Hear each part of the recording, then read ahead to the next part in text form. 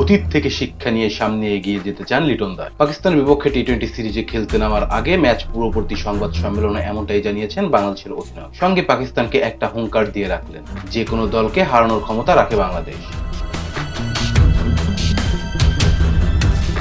এজন্য অবশ্য দলকে ভালো ক্রিকেট খেলতে হবে বলে জানিয়েছেন তিনি। তাই সবশেষ সফরে পাকিস্তানের বিপক্ষে টেস্ট জিতলেও সেই স্মৃতিতে গা ভাসাতে চান না তিনি। 30 বছর বয়সী ব্যাটার বলেছেন, টেস্ট সিরিজ ভিন্ন বলের খেলা, আমাদের মধ্যে বিশ্বাস আছে যে কোনো দলেরকে হারাতে পারবো, তবে আমাদের ভালো ক্রিকেট খেলতে হবে। আমরা প্রতিপক্ষ নিয়ে ভাবছি না, আমরা অতীতে কি করেছি বা খারাপ করেছি সেগুলো নিয়ে চিন্তা করব এবং সামনে কিভাবে খেলবো সেভাবে এগোনোর চেষ্টা করব। সংযুক্ত আরব আমিরাতের বিপক্ষে যে ভুলগুলো হয়েছে তা শুধরিয়ে পাকিস্তানের বিপক্ষে কাজে লাগানোর আগ্রহ প্রকাশ করেছেন লিটন। উইকেট রক্ষক ব্যাটার বলেছেন, সবশেষ সিরিজে আমরা টপ টু দ্য মার্ক খেলতে পারিনি, তবে এটি নতুন সিরিজ, নতুন চ্যালেঞ্জ। আমরা জানি অতীতে আমরা কোথায় খারাপ খেলেছি, কোথায় ভালো খেলেছি, সেসব নিয়ে চিন্তা করব এবং মাঠে অ্যাপ্লাই করার চেষ্টা করব।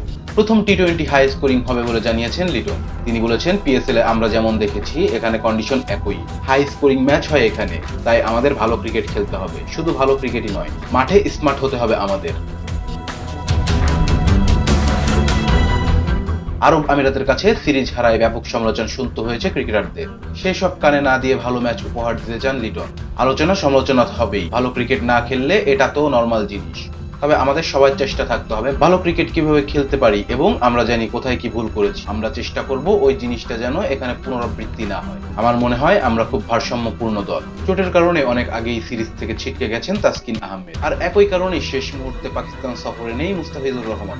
দলের দুই সেরা পেসারকে না পাওয়ার বিষয়ে লিটন বলেছেন, তাসকিন ও ফিজ আমাদের দুইটা কি ফ্যাক্টর, আর এটা একটা ভালো দিক যে তারা যখন না খেলবে সেই জায়গা কে দখল করবে, ওই জায়গায় কে বসবে। আমার মনে হয় দুই ক্রিকেটারের জন্য খুব ভালো সুযোগ যে তারা এই সুযোগগুলো নিচ্ছে এবং আমার মনে হয় তারা এই সুযোগগুলো কাজে লাগাবে।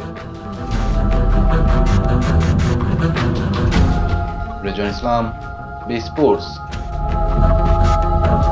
Please subscribe our channel to get more information about Cricket World.